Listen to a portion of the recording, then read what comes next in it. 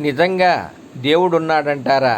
కాశీ వెళ్ళే ఓ రైల్లో తమ ఎదురు ప్రయాణికుడైన ఓ సన్యాసి భగవద్గీతను చదువుకోవటం చూశాడో నాస్తికుడు. స్వామీ, నిజంగా దేవుడున్నాడంటారా? కాలక్షేపానికి ప్రశ్నించాడు అతను. సాధువు తల ఎత్తి అతని వంక చూసి ఉన్నాడన్నట్లుగా మౌనంగా తల ఊపి మళ్ళీ గీతను చదువుకోసాగాడు. దేవుణ్ణి చూడాలని నాకు బాగా కుతూహలంగా ఉంది. దయచేసి ఆయన చిరునామా చెప్తారా? పరిహాసంగా అడిగాడు అతను. అది గుర్తించి పుస్తకం మూసి ఆ సన్యాసి చెప్పాడు. నీకో కథ చెప్తా విను. అది నీ సందేహం తీర్చవచ్చు. పూర్వం ఓ ఊళ్ళో ఓ అమ్మాయికి ఆమె తల్లిదండ్రులు తమ పక్కింటి యువకుడితో వివాహం చేయాలనుకున్నారు. ఆమె అందుకు ఒప్పుకోలేదు. నేను పెళ్ళంటూ చేసుకుంటే అందరిలోకి గొప్పవాడిని చేసుకుంటాను తప్ప మన పక్కింటి లాంటి వాడిని చేసుకోను చెప్పింది ఆ పిల్ల. ఎవరిని చేసుకుంటావైతే? ప్రశ్నించింది తల్లి. మన ఊళ్ళో అందరికంటే గొప్పవాళ్ళెవరు అడిగిందా అమ్మాయి. మన ఊళ్ళో ఏం కర్మ, మన దేశంలోని అందరికంటే గొప్పవాడు రాజుగారు చెప్పాడు తండ్రి. అయితే ఇంకే, ఆయన్నే చేసుకుంటాను చెప్పింది ఆ పిల్ల. అది కుదరదని ఎంత చెప్పినా వినలేదా అమ్మాయి. తండ్రికి ఏమి చెయ్యాలో తెలియక సరేనన్నాడు. ఆ పిల్ల రాజధానికి చేరుకుంది.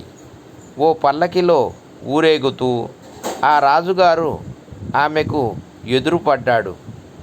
నన్ను పెళ్లి చేసుకో అని అడగబోతుండగా ఆ రాజు పల్లకి దిగి కాలినడకన వెళ్ళే ఓ సన్యాసి పాదాలకి సాష్టాంగ నమస్కారం చేయడం చూసింది. ఈ సన్యాసి రాజు కంటే గొప్పవాడు కాకపోతే ఎందుకు అతనికి నమస్కరిస్తాడు అని ఆలోచించి ఆమె సన్యాసినే వివాహం చేసుకోవాలనుకుంది.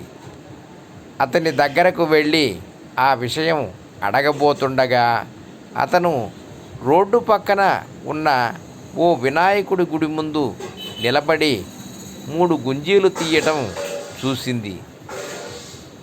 ఆ సన్యాసి కన్నా ఆ వినాయకుడే గొప్ప, చేసుకుంటే అతన్నే చేసుకోవాలి అనుకొని ఆ అమ్మాయి లోపలికి వెళ్ళింది.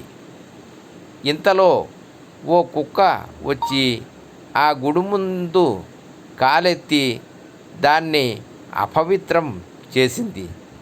అప్పుడు ఆమె ఆ వినాయకుని కన్నా ఆ కుక్కే శ్రేష్టం అయి ఉంటుందని భావించి దాన్ని పెళ్లి చేసుకోవాలని అనుకుంటుండగా ఓ పిల్లవాడు రాయితో ఆ కుక్కను కొట్టాడు. అది కుయ్యోమంటూ పరుగెత్తింది. అది చూసిన ఆ అమ్మాయి ఆ పిల్లవాడు గొప్పవాడనుకొని వాణ్ణే పెళ్లి చేసుకోవాలనుకుంది. కానీ ఇంతలో ఓ యువకుడు వచ్చి ఆ పిల్లవాడి చెవిని నులిమి వాణ్ణి మందలించాడు.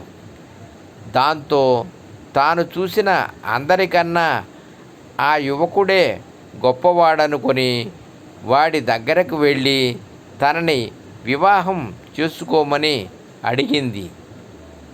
ఆ యువకుడు ఎవరో కాదు, ఆమె తల్లిదండ్రులు కుదిర్చిన పక్కింటి యువకుడే. కథ పూర్తయ్యాక ఆ సన్యాసి చిన్నగా నవ్వుతూ తన ఎదుటి ప్రయాణికుడితో చెప్పాడు, మన హృదయం ఆ అమ్మాయి ఉన్న గ్రామం లాంటిది. దేవుడి కోసం ఎక్కడెక్కడో వెతికినా చివరికి మన హృదయాంతరాల్లోనే దేవుడు ఉన్నాడు అని తెలుస్తుంది. అక్కడ తప్ప ఇంకెక్కడా వెతికినా దేవుడు దొరకడు. అదే దేవుని చిరునామా. సర్వం శ్రీకృష్ణార్పణమస్తు. సర్వే జనా సుఖినో భవంతు. లోకా సమస్త సుఖినో భవంతు. శుభం భూయాత్. ఓం శాంతి శాంతి శాంతి.